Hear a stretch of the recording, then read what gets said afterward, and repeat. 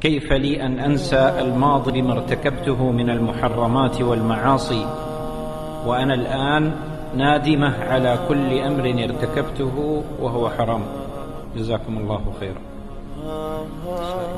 الحمد لله رب العالمين.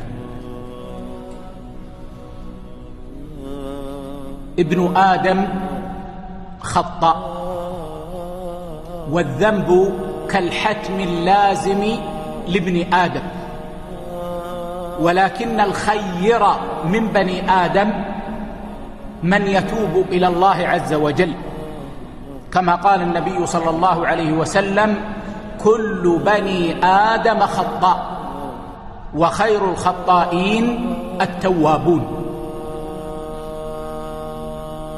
والله عز وجل بشر عباده: قل يا عبادي الذين أسرفوا على أنفسهم لا تقنطوا من رحمة الله إن الله يغفر الذنوب جميعا، أي لمن تاب، فالذنوب كلها يغفرها الله لمن تاب، ولو كانت شركا فتاب الإنسان منه فإن الله يغفر له. فلا تحمل يا أخي أو لا تحملي يا أختي هم المغفرة، فإن المغفرة من الغفار الغفور الرحيم سبحانه وتعالى، ولكن ليكن همنا التوبة، أن نتوب إلى ربنا عز وجل. فإذا كنت يا أختي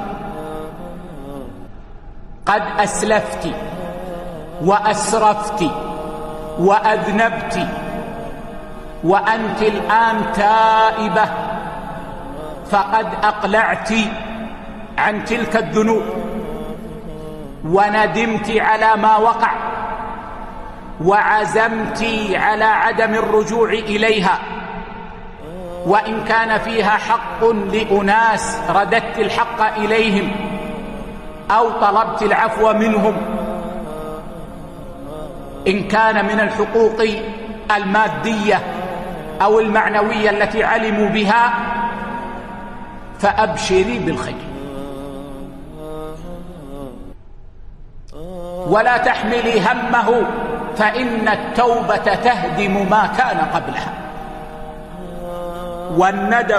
والندم توبة، والتائب من الذنب كمن لا ذنب له.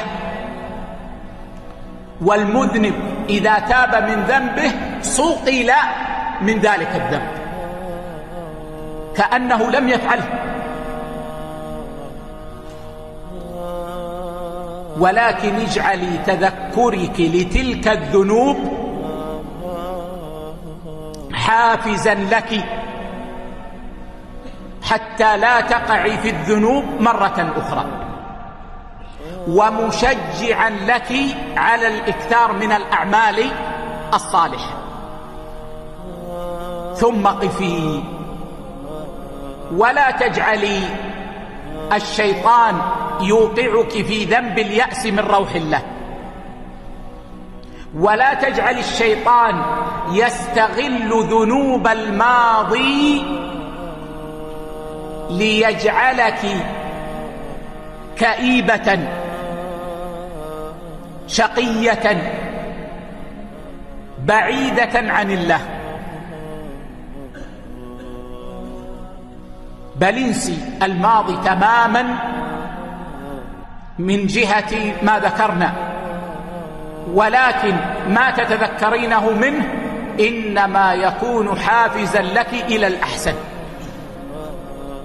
في حياتك المستقبلية. أسأل الله أن يتوب علينا جميعا، وأن يتقبل منا التوبة، وأن يعيننا على ما بقي من أعمارنا.